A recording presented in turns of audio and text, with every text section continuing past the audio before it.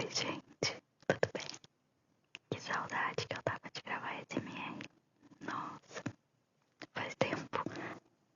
Gente, primeiro eu vou pedir desculpa, porque eu acho que tá com bastante chiado, porque eu não usei esse microfone a primeira vez e eu ainda não sei configurar ele, porque ele tá conectado no celular, não tá conectado no meu notebook.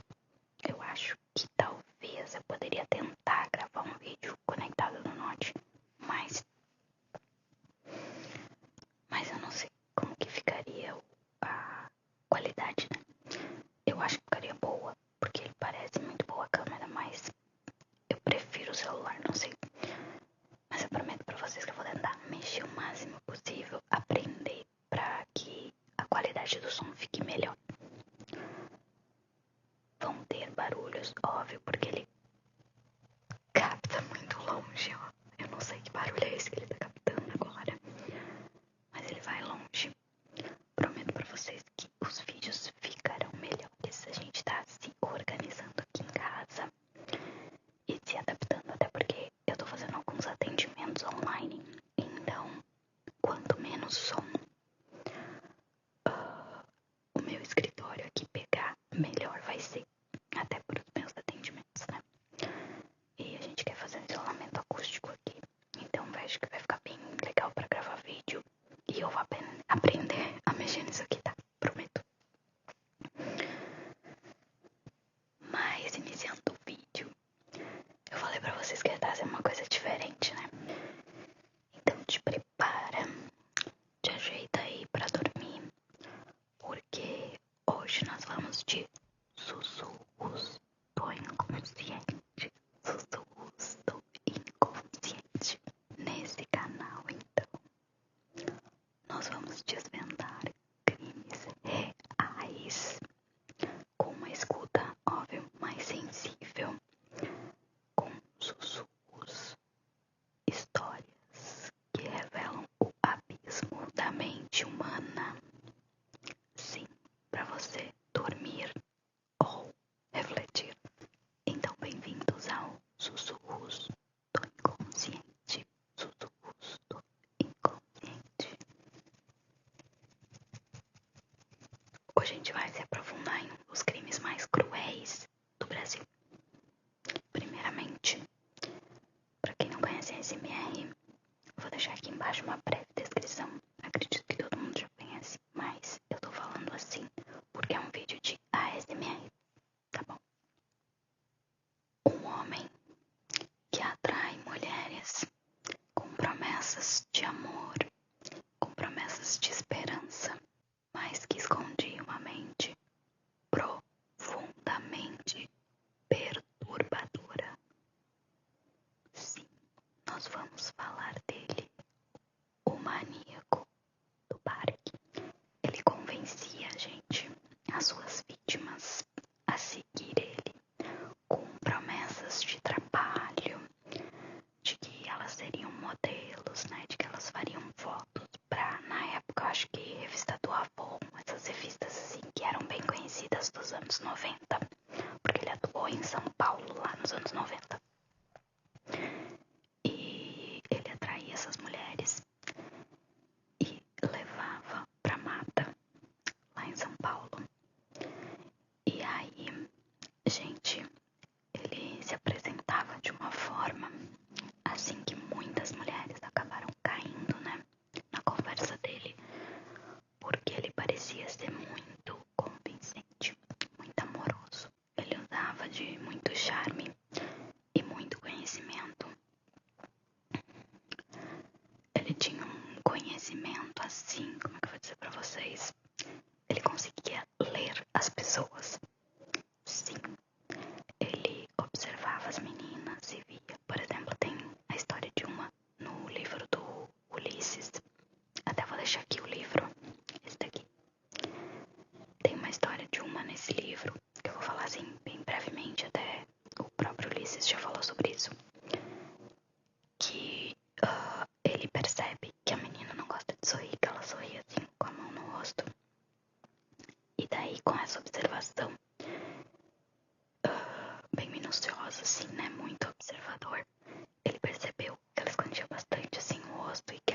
dentes bem pra frente, assim, uma coisa assim. E aí, o que ele faz? Ele pega e fala que o sorriso dela é muito lindo. E ela se encanta por ele, né? Porque ele é muito galanteador, muito esperto. Olha só, gente, então é importante a gente refletir isso como uma imagem, assim, de normalidade, né? Ela pode esconder impulsos destrutivos, porque todas as mulheres que... Desculpa, às vezes a minha voz dá uma alteradinha. Todas as mulheres que falavam à primeira vista do encontro com ele, descreveram ele como alguém muito normal, muito simpático, né? Muito tranquilo, não sentiram nada assim.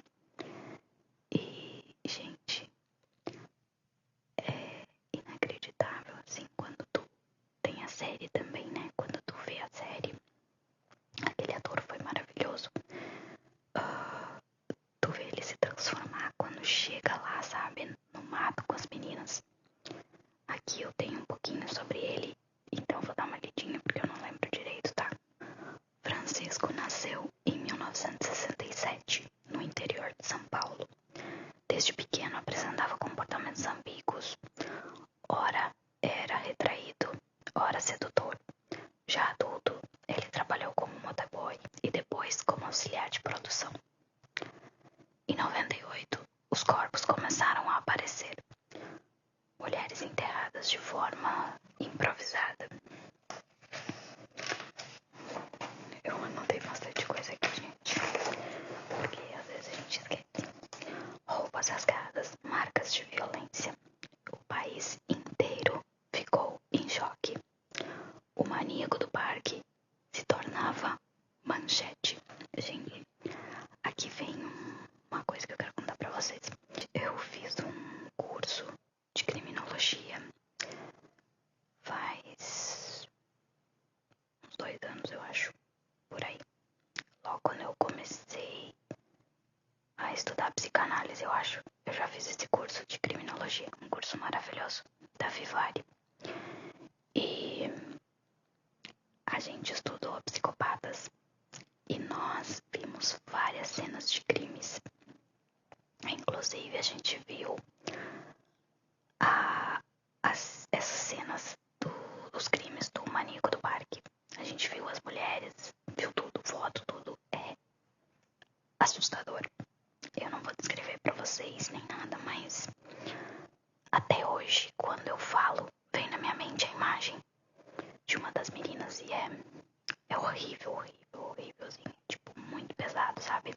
E é por isso que a gente vai começar a falar sobre isso aqui. Mas nesse quadro do Sussurros do Inconsciente. Então o Francisco, ele confessou 9 assassinatos, tá, gente? Mas a polícia suspeitava que o número real poderia ser bem maior do que isso. Então, nos depoimentos dele, que eu assisti, se vocês procurarem no YouTube, vocês vão achar também, a gente percebe que ele demonstra muita frieza.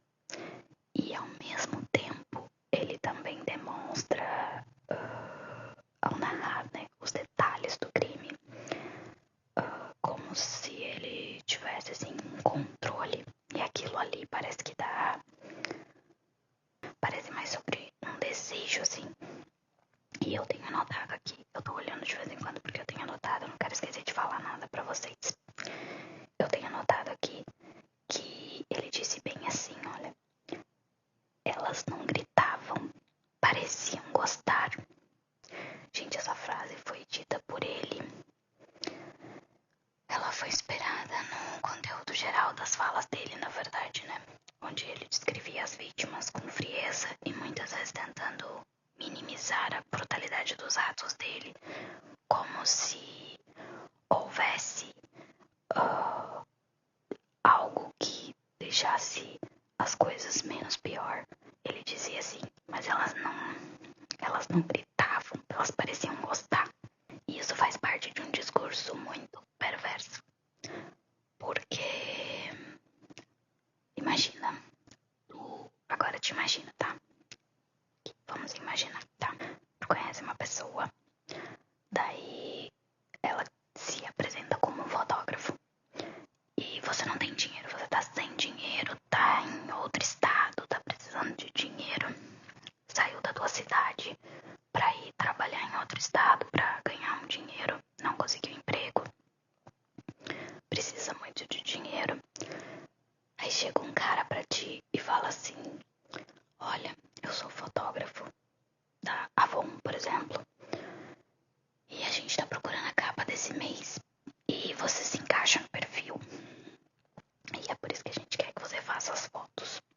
acontecer lá no parque.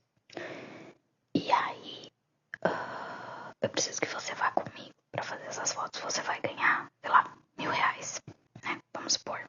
E a pessoa não tem nada. A pessoa precisa daquele dinheiro dela. Pensa, meu Deus, R$1.000 pra mim tirar umas fotos.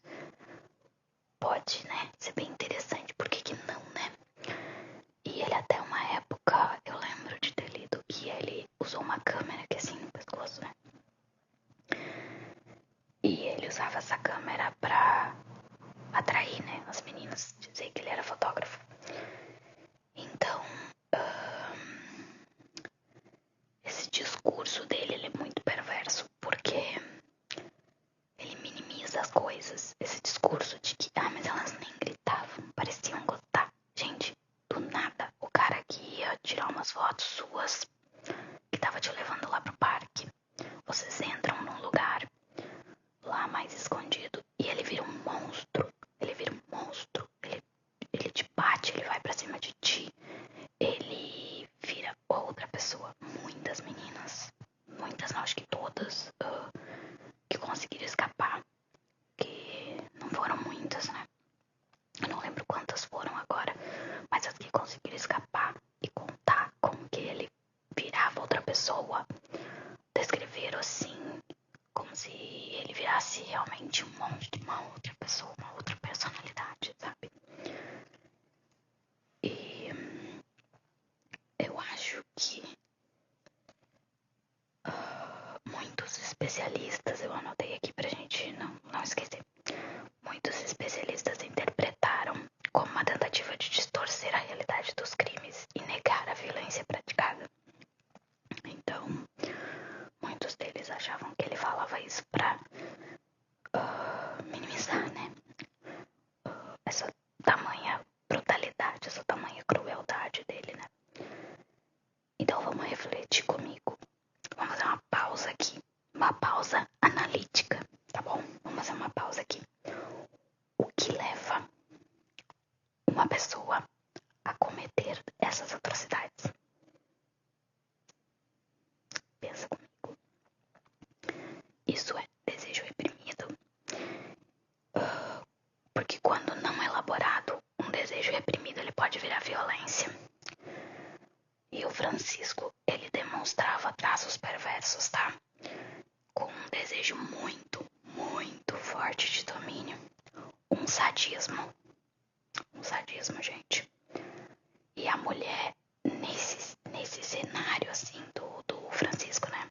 Ela deixa de ser um sujeito e passa a ser um objeto. Um objeto do desejo dele. Ele não tem mais sentimento, ele não vê mais. Ele vê só como um objeto para uso do prazer e do desejo dele ali, daquele momento.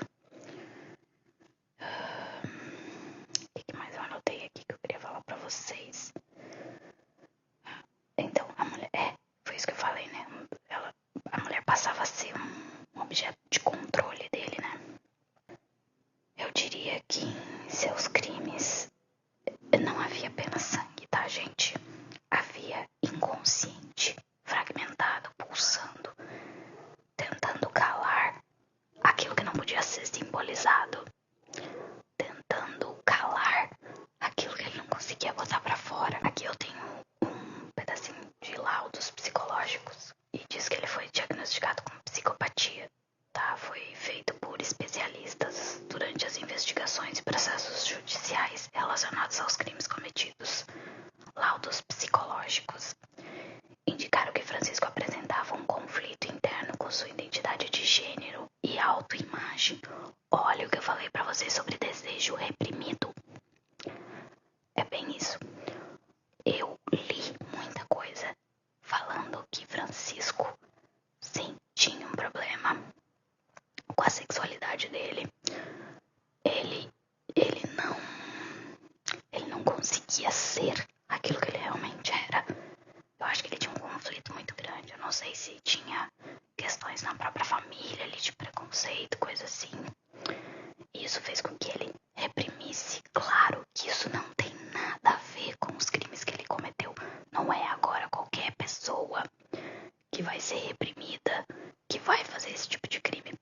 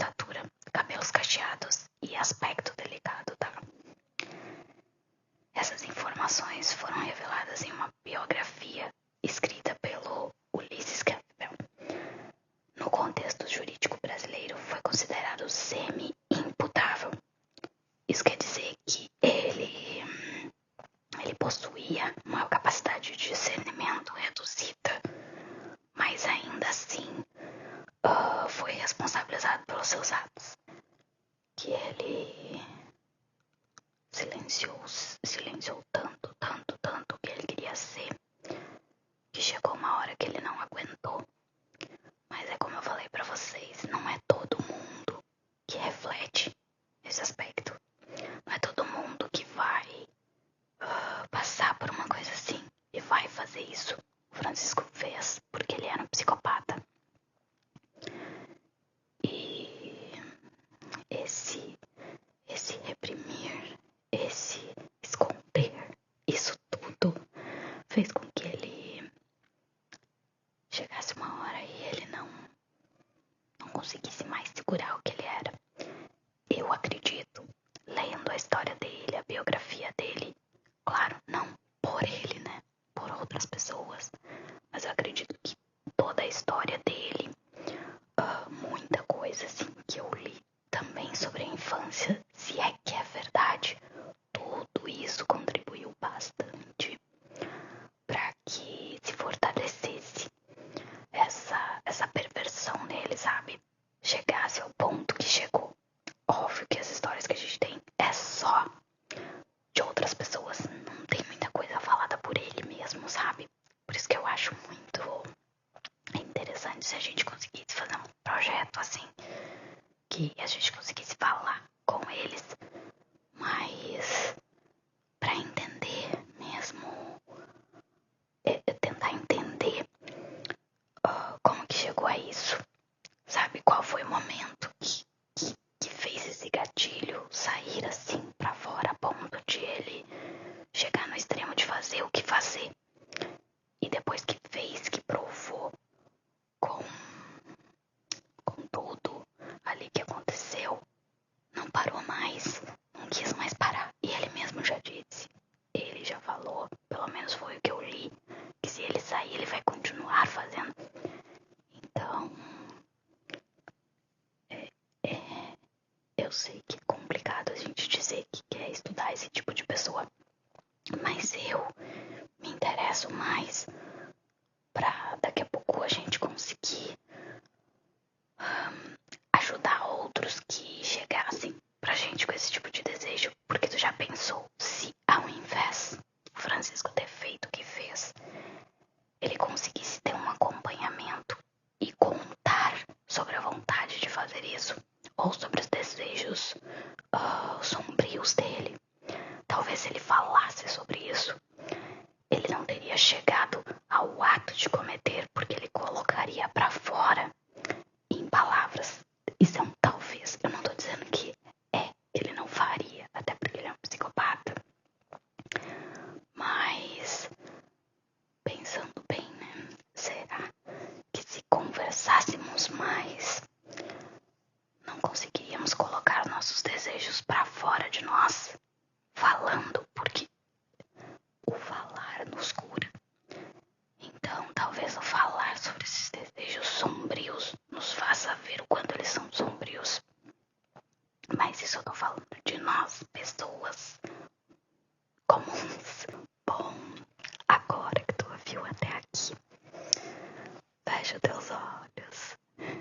Depois dessa, fecha os olhos. É complicado, né? Mas vai lá, fecha os olhinhos. Ai, respira fundo. Vai relaxar teus ombros aí.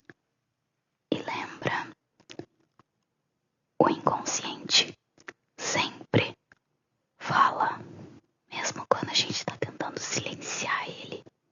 Ele tá falando nos nossos atos, nos nossos silêncios.